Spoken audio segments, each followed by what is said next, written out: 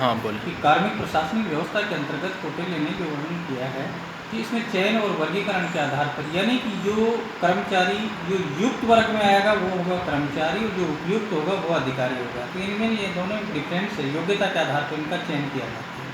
अब इन कर्मचारियों के लिए आचार संहिता का पालन करने के लिए बहुत ज़रूरी है कि प्रत्येक कर्मचारी को अपने निर्धारित कार्य क्षेत्र के अंतर्गत ही काम करना है, उसके दूसरे कार्य में हस्तक्षेप नहीं करने। केवल वो जो काम उसको दिया जाए, चाहे अधिकारी हो कर्मचारी, वो अपने क्षेत्र तक ही सीमित रहे, किसी दूसरे के कार्य में अनावश्यक हस्तक्षेप नहीं करे। अगर ऐसा करता है तो उसको दंड का भागी है। इसके बाद में है वो सत्य भाषण का, यानी हमेशा कर्तव्यनिष्ठता के साथ काम करें और सत्य भाषण का हमेशा प्रयोग करें। उसमें किसी प्रकार का पक्षपात या बेईमानी जैसी या अनावश्यक हस्तक्षेप जैसी कोई बात नहीं होनी चाहिए। इसके बाद में कि हर कर्मचारी और अधिकारी के व्यवहार में शिष्टाचार और शालीनता का होना चाहिए। अपनी बात को सही तरीके से कहें, उनमें शालीनता होनी चाहिए, शिष्टाचार होने चाहिए, इस आधार पर और आपस में मेल जोल के आधार पर, और आम जनता के साथ उनका व्यवहार बहुत ही शालीनता और अगर कोई कर्मचारी अधिकारी जनता के साथ उसका व्यवहार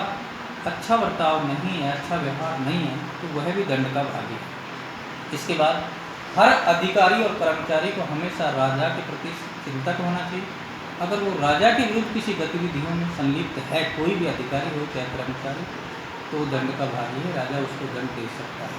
इसलिए हमेशा कर्मचारी और अधिकारी को राजा का हितचिंतक होना चाहिए और शासकीय हित की बात को हमेशा, जो भी जनता के हित की बात हो, जो भी प्रजा के हित की बात हो, उसको अपने अधिकारी से, उच्च अधिकारी है उसको निष्ठा के साथ उस बात को अधिकारियों तक कहे। ये नहीं कि वो किसी बात को अधिकारी तक नहीं कहे और अपना विवेक स्वयं काम में नहीं ले, उसको निष्पक्षता के आधार पर कार्य करते रहे और राज्य से किसी प्रकार का द्वेष नहीं है। जिस राज्य में वो निवास कर रहा है, क्या अधिकारी हो क्या कर्मचारी, उस राज्य के प्रति उसकी पूरी कर्तव्य निष्ठा होनी चाहिए, उसमें किसी प्रकार का वो राज्य के प्रति कोई विद्रोह जैसी भावना नहीं होनी चाहिए। तो यानी कि कौटिल्य ने अपनी कार्मिक प्रशासनिक व्यवस्था के अंतर्गत इन बातों का विशेष उल्लेख किया है कि कर्मचारी सत्य भाषण कर, सत्य भाषा का प्रयोग कर, कर्मचारी के व्यवहार में शालीनता और शिष्टाचार होना चाहिए, अपने उच्च अधिकारियों से बात को निर्भीकतापूर्वक कह सके, अपने निर्धारित कार्य क्षेत्र तक ही सीमित रहे, दूसरे कार्य में अनावश्यक हस्तक्षेप नहीं करें, राजा के प्रति हमेशा शुभचिंतक होना चाहिए और राज्य से किसी प्रकार का द्वेष नहीं।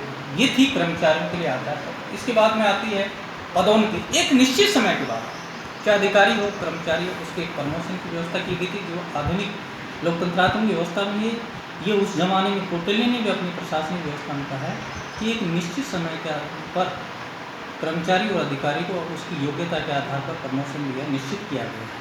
वो उसकी कार्यशैली, उसकी कार्यक्षमता के आधार पर दिया जाता था। इसके अलावा उसको वेतनमान समय समय पर वेतनमान और वेतन वृद्धि निश्चित की जाती थी। जो भी जिस वेतन पे था उसको अगले यानी वेतन वृद्धि समय समय पर निश्चित की गई है, उनके वेतनमानों में परिवर्तन होता था। ये सब सारी चीज़ें वेतनमान और वेतन वृद्धि उसकी कार्य निष्ठता, उसके कार्य के आधार पर दिया जाना निश्चित है। इसके बाद में है वो अवकाश। हर कर्मचारी हो चाहे अधिकारी हो, कार्मिक प्रशासन व्यवस्था में उनके सभी प्रकार के अवकाश की पूरी छूट प्रदान की गई, चाहे वो आकस्मिक अवकाश जैसा आजकल को अवकाश, वित्त अवकाश, स्वास्थ्य अवकाश, मेडिकल सुविधाएं, सारी व्यवस्थाओं की पूर्ण व्यवस्था की गई थी।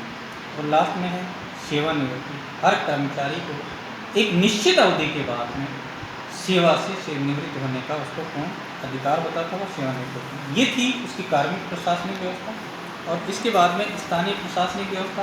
स्थानीय प्रशासनिक व्यवस्था में 20 कुटुंब पे एक गोप होता था। गोप के ऊपर स्थानिक अधिकारी होता था, स्थानिक के ऊपर पुर होता था, पुर को नागरिक भी कहा जाता था। और 100 गाँवों के जो मुख्यालय होता था उस पर एक स्थानिक अधिकारी होता था। 200 गाँव का जो मुख्यालय होता था उस पर एक कावटी का अधिकारी होता था।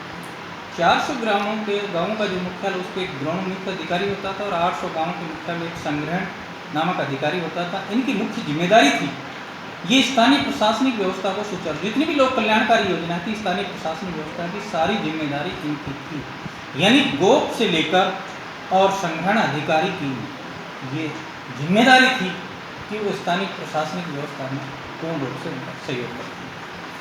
अच्छा, इसमें जो डेट डालेगा वो कल